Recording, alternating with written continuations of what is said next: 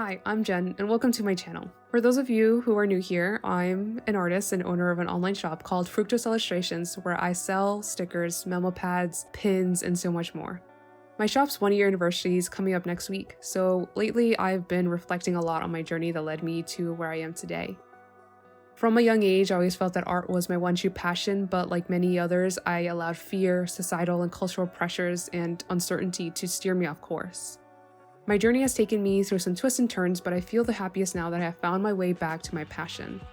I haven't shared too much of my story before, but today I'd like to tell you more on how I retraced my steps back to art and rediscovered my true passion and calling.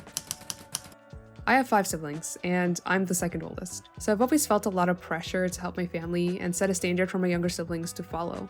Without going too much into the details, throughout my upbringing, my family and I faced many emotional and financial struggles. But despite all the negative, I found that being creative and making art was the one constant positive in my life.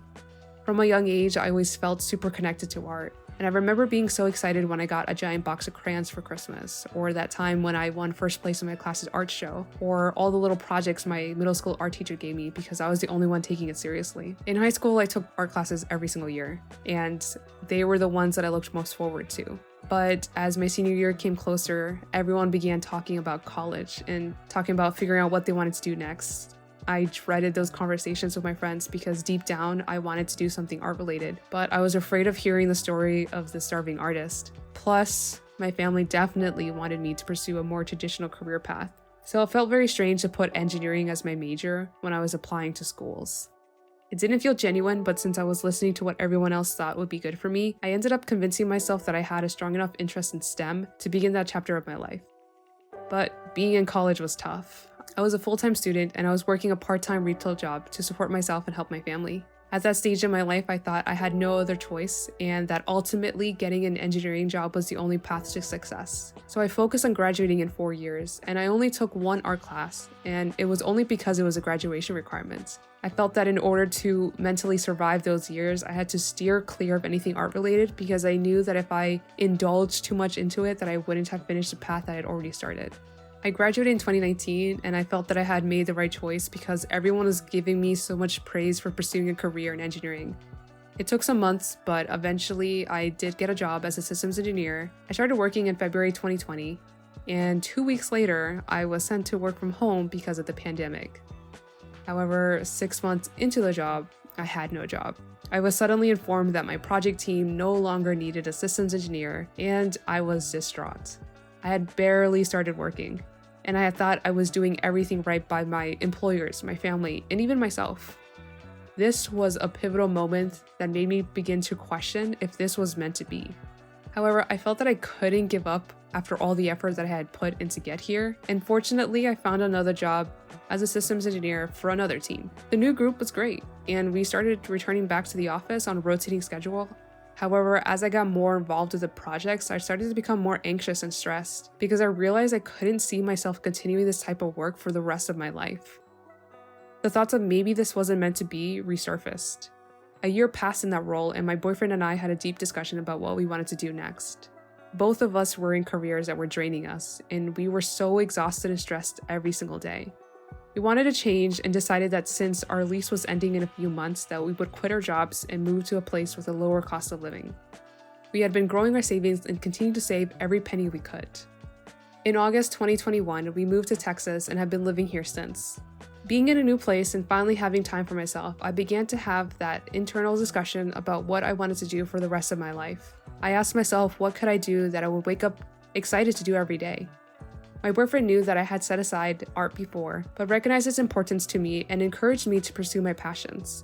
And that's when I decided to begin the learning process of what making an art career actually meant.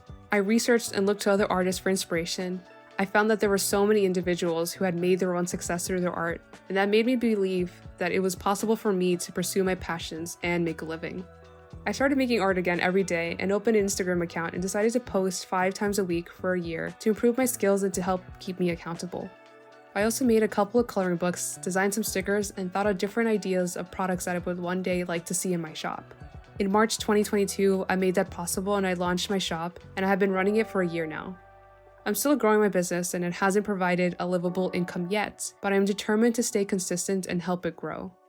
When I tell my story, I'm not advocating that people should quit their jobs to pursue an art career or wherever their passions are. I think everyone should judge for themselves what is right for them given their own circumstances. I am thankful and privileged to have a partner that has a stable job that we can rely on for our income while we don't have many expenses. We've also cut back on a lot of unnecessary expenditures, and I still have the money I saved up from my previous engineering job.